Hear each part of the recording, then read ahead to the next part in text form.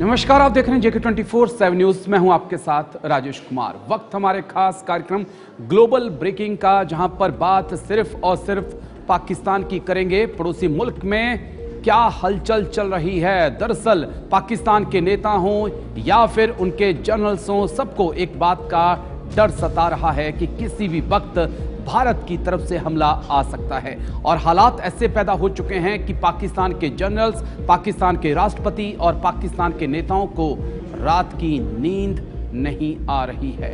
बड़ी खबर, उसके बाद डिटेल से बातचीत।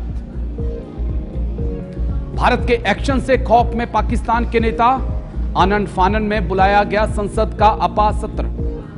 राष्ट्रपति जरदारी ने आधी रात को जारी किया नोटिस। पाक जनरल्स का पाकिस्तान में हो रहा है विरोध। इस वक्त की बड़ी खबर, भारत के एक्शन से घबराया पाकिस्तान।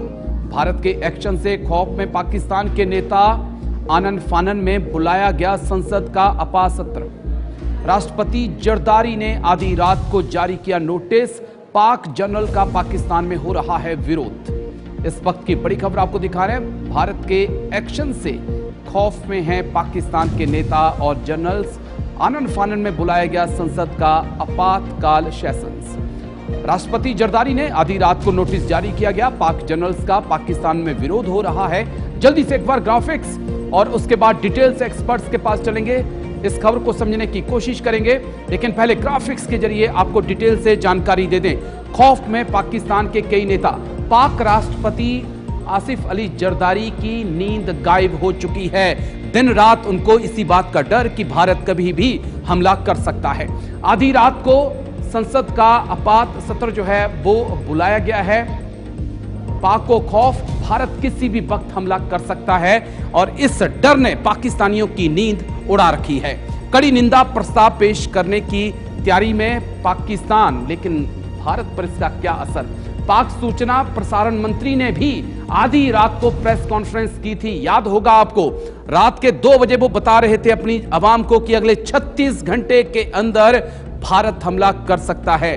लेकिन भारत के दिमाग में क्या चल रहा है, यह सिर्फ प्रधानमंत्री मोदी को और भारत के तीनों ही चीफ को पता है, बाकी किसी को पता नहीं। 5 दिनों तक बंकर में छुपकर रह गए थे जनरल मुनीर। तो इस मुद्दे को समझना बहुत जरूरी। और चलेंगे सीधा एक्सपर्ट्स के पास। जाने माने defence expert colonel Dinesh Sharma हमारे साथ जुड़ चुके हैं। बहुत बहुत शुक्रिया सर, थैंक यू, जय हिंद। Thank you sir. Colonel Dinesh Sharma sir, आधी रात को राष्ट्रपति जरदारी को याद आया कि हालात बिगड़ रहे हैं, आपातकालीन सत्र बुलाया जाए। क्या वाकई में पाकिस्तान के जनरल्स के साथ पाकिस्तान के नेताओं की रात की नींद गायब हो चुकी है? अभी तो हमने एक्शन भी शुरू नहीं किया सर।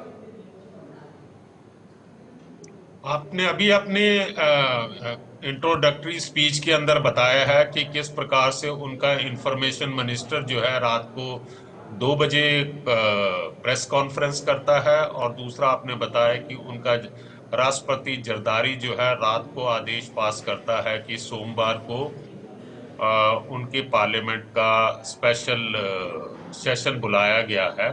इसके अलावा आप बाकी घटनाक्रम के ऊपर भी नजर मारें तो आपको पता चल जाएगा कि पाकिस्तान की आर्मी और पाकिस्तान के नेताओं के दिलो दिमाग के अंदर किस प्रकार का भय उत्पन्न हो रखा है। आप देखिए, पाकिस्तान ऑक्युपाइड कश्मीर के अंदर आज की तारीख के अंदर जो वहां पे बैंक बंद है, एटीएम के अंदर पैसा नहीं है, मदरसे बंद हैं और भी कई इंस्टीट्यूशन को बंद कर दिया गया। और देखो ये जाहिल लोग इसका एक्सक्यूज क्या दे रहे हैं कि स्कूल और मदरसे बंद करने का कारण है कि गर्मी ज्यादा पड़ रही है। चलिए, ये तो उनकी फितरत के अंदर है। अब बात करते हैं ये जो स्पेशल सेशन इन्होंने पार्लियामेंट का बुलाया है और इसके अंदर क्या बातचीत होगी, ये राजेश मैं आपको अभी बुला देता हूं।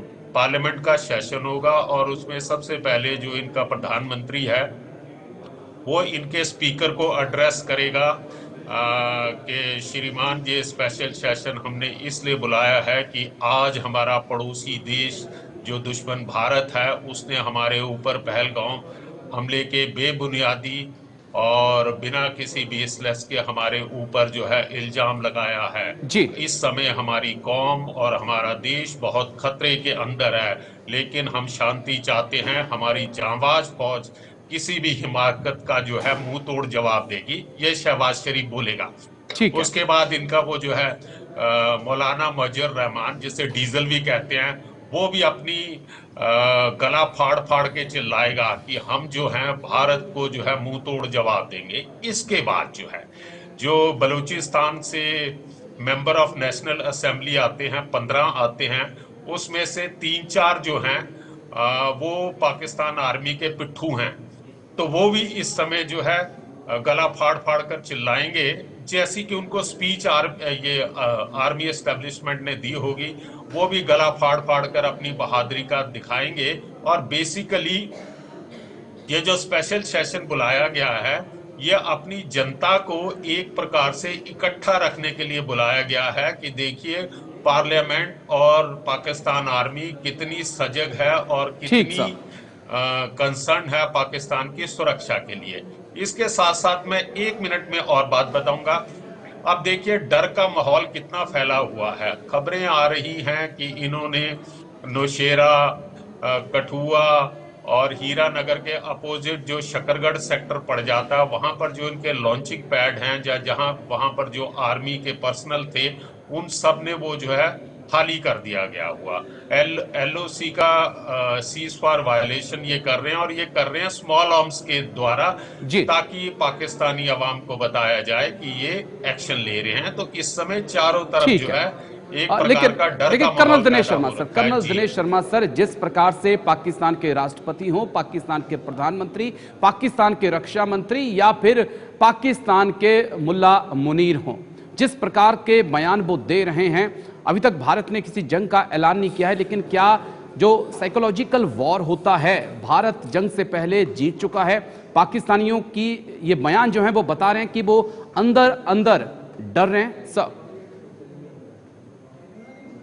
देखिए साहब, साइकोलॉजिकली वॉरफेयर के अंदर तो हमने जीत हासिल कर ली है। मैं थोड़ा सा पीछे ले जाऊंगा। देखिए 22 अप्रैल को ये पहलगाम की घटना के बाद उसके अगले दिन जो है हमारे प्रधानमंत्री मोदी साहब जो है बिहार में मधुबनी में एक सभा को एड्रेस कर रहे थे, और उसमें उन्होंने बातचीत की थी। उन्होंने कहा था कि हम पाकिस्तान के जो आतंकवादी हैं और उनके आकाओं को सबक सिखाएंगे, जो उन्होंने कल्पना में भी नहीं सोचा था। तो इसका इमीडिएट रिएक्शन मैं आपको बता देता हूं। इमीडिएट रिएक्शन क्या हुआ था कि मुनीर और उसके जर्नल, क्योंकि वो तो आका हैं टेररिज्म के, तो उन्होंने अपना एक चार्टर्ड प्लेन हायर किया और अपनी फैमिलीज को जो है पाकिस्तान से बाहर भेज दिया, क्योंकि उनको खतरा लग गया था, उन्हें भनक लग गई थी जो मोदी जी ने संदेश दिया हुआ था ये।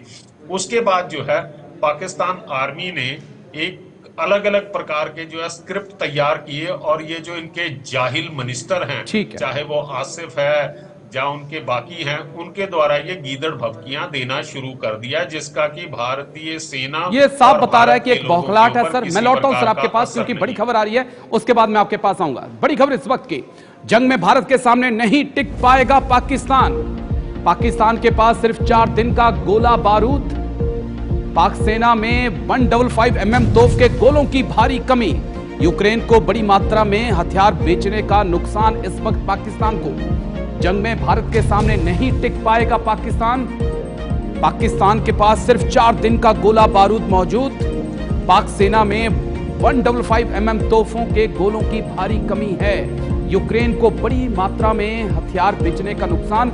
जल्दी से ग्राफिक्स के जरिए डिटेल से सारी जानकारी, और उसके बाद अपने एक्सपर्ट्स के पास चलेंगे। 4 दिन में पाक आर्मी का खेल खत्म हो जाएगा। 4 दिनों तक जंग लड़ सकता है पाक। 155 mm तोफ के गोलों की भारी कमी इस वक्त पाकिस्तान की आर्मी के अंदर। 2 मई को कोर कमांडर की बैठक जब जनरल मुनीर ने बुलाई, तो कई कोर कमांडर ने कहा कि हमारे पास तो लड़ने के लिए गोला बारूद ही नहीं है। हालात ऐसे कि पाक जनरल्स के, कोर कमांडर्स के हाथ पैर फूले हुए हैं कि 4 दिन तक हम रुक लेंगे, लेकिन उसके बाद अगर फिर हम कैसे लड़ेंगे। पाक ने यूक्रेन को गोला बारूद भेजा था, और देखिए मात्रा क्या थी उसकी, 2,30,000 गोले जो थे वो पाकिस्तान ने यूक्रेन को भेजे थे और आज खुद पाकिस्तान फंस चुका है। पाकिस्तान ऑर्डिनेंस फैक्ट्री को बनाने में, इतने गोले बनाने में कई महीने लग जाएंगे और इसी बात को लेकर जो है पाक जनरल्स के हाथ पैर फूल रखे हैं कि अगर भारत ने हमला कर दिया तो फिर हमारा क्या होगा। कर्नल दिनेश शर्मा सर के पास हम चलेंगे। Colonel Dinesh Sharma sir, report एक ऐसी जिसने पाक जनरल्स के हाथ पैर फुला दिए हैं सर कि 4 दिन से ज्यादा हम टिक नहीं पाएंगे, खाली तोहफे करेंगी क्या जब गोले नहीं होंगे सर? देखिए, इन्होंने यूक्रेन को जो है ये सामान बेचा है, उन्हें सपोर्ट करने के लिए नहीं दिया है, उनको बेचा है जी। पाकिस्तान की फितरत ऐसी है कि इन्हें जहां से भी डॉलर नजर आएंगे ये वहां पर जो है बेचना शुरू कर देंगे, चाहे इनकी खुद की इवन इज्जत तक हो। वो यूक्रेन को इन्होंने वेपन सिस्टम बेचा, चाइना को ये गधे बेच के उनसे जो है फॉरेन असिस्टेंस ले रहे हैं। मैं आपके साथ सहमत हूं कि जिस प्रकार के हालात हैं आज की तारीख के अंदर पाकिस्तान के, economically, militarily, moral of the Pakistan army, ये तो मुझे लगता है कि 4 दिन, चलिए बेनिफिट ऑफ डाउट दे देते हैं कि 4 दिन तक जो है ये गीदड़ भभकी के दम के ऊपर वहां पे डटे रहेंगे। लेकिन अगर हमने एक पोस्ट या एक भी हिस्सा जो है कैप्चर कर लिया, पाकिस्तान फौज की ये फितरत है जो हमने कारगिल के अंदर भी देखी थी। तोलोलोंग को जैसे ही हमने कैप्चर किया उसके बाद ये बाकी पोस्टें जो है वो एक पैक ऑफ कार्ड की तरह जो है गिर गई थी। तो पाकिस्तान किसी भी हालत में आज की तारीख में भारतीय सेना का मुकाबला नहीं कर सकता। इसीलिए जो है कोर कमांडर ने, पाकिस्तानी कोर कमांडर्स ने जो है अपने सही शब्दों में मुनीर को बता दिया है कि पाकिस्तान आर्मी किसी भी हालत में नहीं है कि वो इस युद्ध को लंबा कर सके। और दूसरा जो है, जिस प्रकार के जो इस समय मोराल चल रहा है, जो खबरें निकल कर आ रही हैं, कितने लोग जो हैं वहां से रिजाइन करके जा रहे हैं पाकिस्तान आर्मी के, मिडिल लेवल और जवान ही नहीं बल्कि कोर कमांडर लेवल के लोग भी जो हैं वो रिजाइन करके जा रहे हैं। तो मुझे नहीं लगता, मैं आपकी बात से पूरी तरह से एक पॉइंट बड़ा अहम कहा आपने, एक पॉइंट बड़ा अहम कर्नल दिनेश शर्मा सर की जहां भी पाकिस्तानियों को डॉलर दिखेगा वहां वो गिर जाएंगे। लेकिन एक बात और सर, रियाद के लिए भी पाकिस्तान से भर भर कर भिखारी पहुंचते हैं सऊदी अरब में। सर मैं लौटता हूं सर आपके पास, एक बड़ी खबर आ रही है उसके बाद मैं आपके पास आऊंगा। जल्दी से बड़ी खबर, तनाव के बीच भारत पाकिस्तान बॉर्डर पर एक्शन, राजस्थान में पाक रेंजर्स को हिरासत में लिया गया।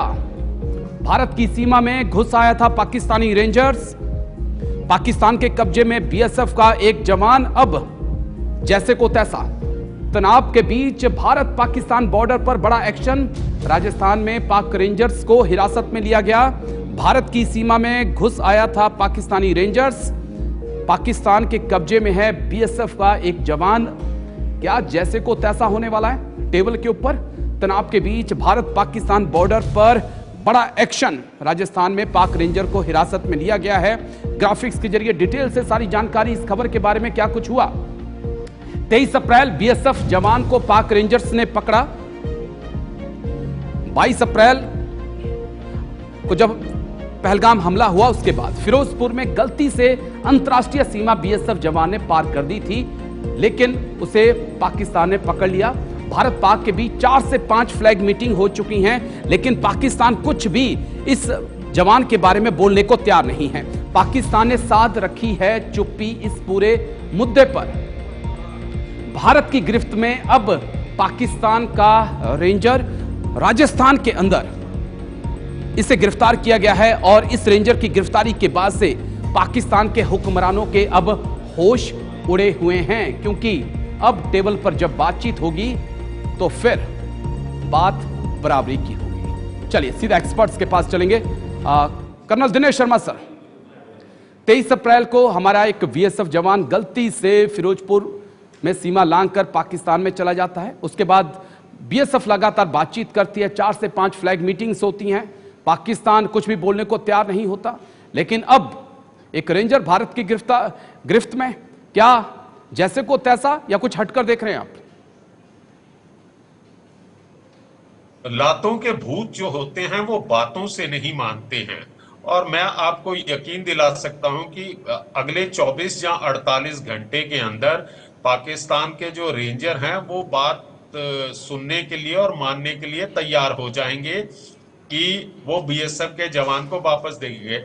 जैसे कि 4-5 फ्लैग मीटिंग हुई हैं और उसमें जो है किसी प्रकार का जो है पॉजिटिव रिस्पांस नहीं आया था, लेकिन भूतकाल में मैंने कई बार ये देखा है उस इलाके के अंदर नौकरी करते हुए कि जैसे ही इवन भारत के बीएसएफ के जो हमारे बहादुर जवान हैं, जी। अगर वहां से कोई बच्चा या कोई भी इनएडवर्टेंटली बॉर्डर क्रॉस कर जाता है तो विद इन 24 आवर्स तो मैंने ज्यादा कह दिए हैं कि एट दी अर्लीस्ट जो है हमने पाकिस्तान नागरिकों को उनके पाकिस्तान रेंजर्स के हवाले कर दिया है। लेकिन पाकिस्तान एक ऐसा क्या बोलूं मैं, कोई शब्द मुझे नजर नहीं आ रहा आपके विख्यात चैनल के ऊपर बोलने के लिए। तो मैं इतना ही कहूंगा कि लातों के भूत बातों से नहीं मानते हैं। अब जो है नेगोशिएशन टेबल के ऊपर आपसी बातचीत होगी और अगले 24 या 48 घंटे के अंदर आप देख लेना कि अब रेंजर जो हैं वो अपना सफेद झंडा लेके राजस्थान की सीमा के ऊपर आएंगे। ठीक जी है राजेश।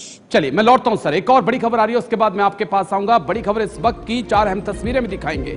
अपने ही जाल में फंस चुकी है पाकिस्तान की आर्मी। बलूचिस्तान से लेकर खैबर पख्तूनवा में विरोध हो रहा है। बलूचिस्तान में पाक आर्मी पर तेज हुए बलूच लिबरेशन आर्मी के हमले। वजीरिस्तान में पाक सेना के 50 सैनिकों ने सरेंडर कर दिया। इस वक्त की बड़ी खबर, अपने ही जाल में फंस चुकी है पाकिस्तान की आर्मी। बलूचिस्तान से लेकर खैबर पख्तूनवा में विरोध। बलूचिस्तान में पाक आर्मी पर बीएलए के हमले तेज हो चुके हैं। 4 अहम तस्वीरें आपको दिखाते हैं। पाक सेना के कपड़े तक फाड़ दिए गए। ये तस्वीरें आप देखिए, वजीरिस्तान से तस्वीरें सामने आई जहां पर लोकल्स ने पाक सेना का विरोध किया है। हाथों पे हाथ धरकर खड़े हैं पाक सैनिक, वर्दी में आप देख सकते हैं। और ये हालात पाकिस्तान के अंदर हैं। ये देखिए आप, 50 से ज्यादा सैनिकों ने सरेंडर कर दिया। उनके कपड़े तक, उनकी वर्दियां तक उतार के रख दी हैं, हथियार तक उनसे छीन कर ले लिए हैं। ये वजीरिस्तान से तस्वीरें सामने आई हैं। कुछ और तस्वीरें भी आपको दिखाते हैं, तब आपको हकीकत पता चलेगी कि पाकिस्तान के 4 प्रांतों में क्या कुछ हो रहा है। पाक सेना पर बलूच लिबरेशन आर्मी का बड़ा हमला, उसकी तस्वीरें भी आपको दिखाते हैं। किस प्रकार से बीएलए के लड़ाकों ने पाक सेना को निशाने पर लिया है और हालात ऐसे कि भागने की जगह तक नहीं मिली। ये तस्वीरें आप देख सकते हैं। पाक सेना पर बलूच लिबरेशन आर्मी के हमले की ये तस्वीरें देखिए आप। भागने तक की जगह जो है पाक सैनिकों को नहीं मिली। ये बलूच लिबरेशन आर्मी का जोरदार हमला बलूचिस्तान में। चलिए एक और तस्वीर हमारे पास है, वो तस्वीर भी आपको दिखा देते हैं। प्रैक्टिस में भी फेल है पाक की सेना, ये देख लीजिए। ये दरअसल पाकिस्तान की सेना दिखा रही थी कि अगर किसी बस पर आतंकियों ने कब्जा कर लिया तो हम कैसे छुड़ाएंगे, डेमो दे रहे थे।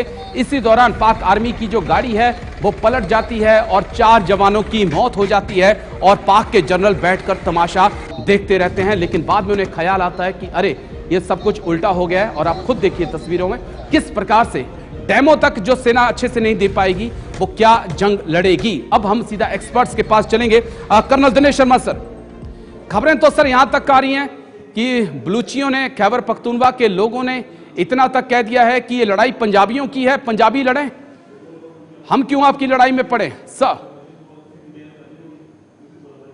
एक कहावत है कि नथिंग इज परमानेंट। कोई भी चीज जो है वो परमानेंट नहीं होती। एक टाइम था जब पाकिस्तान आर्मी की बलूचिस्तान और वजीरिस्तान के अंदर बहुत बड़ा इनका डर और भय था बलूचों के ऊपर और पख्तून के ऊपर। लेकिन समय बदला है और आज जो आपने हमें ये चित्र दिखाए हैं इससे साफ जाहिर हो रहा है कि अब इनको दौड़ा दौड़ा कर जो है बलूच लिबरेशन आर्मी के और केपीके के अंदर जो सिविलियंस हैं वो इनको मार रहे हैं। तो देखिए साहब, आज की तारीख के अंदर पाकिस्तान एक प्रकार से सैंडविच बन चुका है। एक तरफ से बीएलए और केपीके और टीटीपी और अफगान तालिबान, और दूसरी तरफ से जो है भारत की तरफ से जो इनको एक प्रकार का डर है जब भारत की तरफ से जो आने वाले दिनों में हमला होगा तो एक प्रकार से ये सैंडविच बन चुका है। जैसे ही भारत की तरफ से कोई एक्शन होता है तो मुझे यकीन है कि वहां से BLA, यहाँ से TTP और यहाँ से अफगान तालिबान जो है वो भी वहां से बढ़ेंगे, क्योंकि पाकिस्तान इस पोजीशन में नहीं है कि वो अपनी 11 और 12 कोर को अगर भारत के साथ किसी प्रकार का जो है तनाव बढ़ता है या लड़ाई शुरू होती है तो वो इनको वहां पर रखे रहेगा। इसके बारे में प्रश्न चिन्ह लगता है, लेकिन अगर इसने वहां से पूरी फौज हटाई तो मेरा ये मानना है कि विद इन 4 to 5 डेज जो है ये बलूचिस्तान एक लिबरेट हो जाएगा, एक अलग से देश बन जाएगा।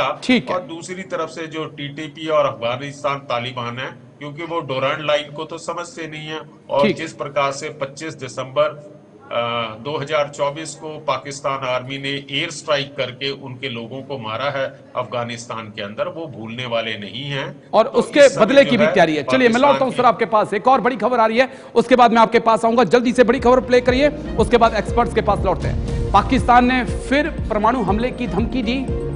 रूस में पाक के राजदूत मोहम्मद खालिद जमाली की धमकी, भारत के खिलाफ पूरी ताकत का इस्तेमाल करेंगे। जमाली ने कहा, पाक के रेल मंत्री ने भी भारत को दी थी परमाणु धमकी। जमाली का बयान भी आपको सुनाएंगे। पाकिस्तान ने फिर परमाणु हमले की धमकी दी। रूस में पाक के राजदूत मोहम्मद खालिद जमाली की धमकी, भारत के खिलाफ पूरी ताकत के साथ हमला करेंगे। जल्दी से ग्राफिक्स एक बार प्ले कर दीजिए, उसके बाद पाकिस्तान के राजदूत का बयान भी आपको सुनाते हैं। भारत की और पाकिस्तान की मिसाइलों को देख लीजिए। भारत की बैलिस्टिक मिसाइल अग्नि 5, पाकिस्तान के पास शाहीन 3। टाइप क्या है? भारत की अग्नि 5 जो है ICBM है, यानी कि इंटरकॉन्टिनेंटल बैलिस्टिक मिसाइल, और शाहीन 3 जो है मीडियम रेंज बैलिस्टिक मिसाइल है। रेंज अग्नि की 5000 से 8000 किलोमीटर है, भाई शाहीन 3 की जो है 2750 किलोमीटर है। पेलोड की बात करें 1500 किलोग्राम, भाई शाहीन का 700 से 1000 किलोग्राम। स्पीड का फर्क बहुत मैटर करता है। अग्नि 5 की स्पीड 24 मैक है, भाई शाहीन 3 की स्पीड मात्र 18 मैक है। जल्दी से नेक्स्ट ग्राफिक्स। भाई भारत की बैलिस्टिक मिसाइल अग्नि 3 और सामने पाकिस्तान की शाहीन 2। ICBM है अग्नि 3 और मीडियम रेंज बैलिस्टिक मिसाइल है शाहीन 2। रेंज अग्नि 3 की 3000 से 5000 किलोमीटर। पेलोड की बात करें 1500 किलो और स्पीड की बात करें 8 मैक। भाई पाकिस्तान की शाहीन की बात करें, रेंज जो है 2000 किलोमीटर और पेलोड जो है 1000 किलो, और स्पीड क्या है इसके बारे में कोई खुलासा नहीं किया है। नेक्स्ट ग्राफिक जल्दी से, क्योंकि यही वो मिसाइलें हैं जो आने वाले वक्त में अपना हुनर दिखाने वाली हैं। पृथ्वी मिसाइल और वहां पर Ababeel missile, short range ballistic missile है Ababeel, medium range ballistic missile है। रेंज की बात करें 150 से 350 किलोमीटर, वहां अबाबिल की 2200 किलोमीटर। पेलोड की बात करें 250 से 1000 किलो, वहीं 1500 किलो अबाबिल का। नेक्स्ट ग्राफिक्स जल्दी से। K4 मिसाइल, सामने Gauri missile, submarine launched ballistic missile है, सबमरीन से लॉन्च किया जा सकता है। गौरी की बात करें मीडियम रेंज बैलिस्टिक मिसाइल है। रेंज K4 की 3500, भाई अगर गौरी की बात करें रेंज 1500 किलोमीटर। पेलोड की बात करें जो K4 है वो 2000 किलोग्राम बारूद ले जा सकती है, जिसमें न्यूक्लियर वॉरहेड भी शामिल हैं। गौरी की बात करें 700 से 1000 किलो।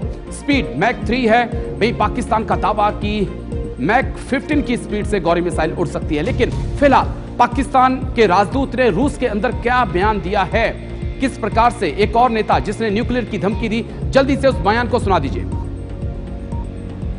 भारत पाकिस्तान के कुछ इलाकों पर हमला करेगा, ऐसे में पाकिस्तान भारत पर पूरी ताकत के साथ हमला करेगा।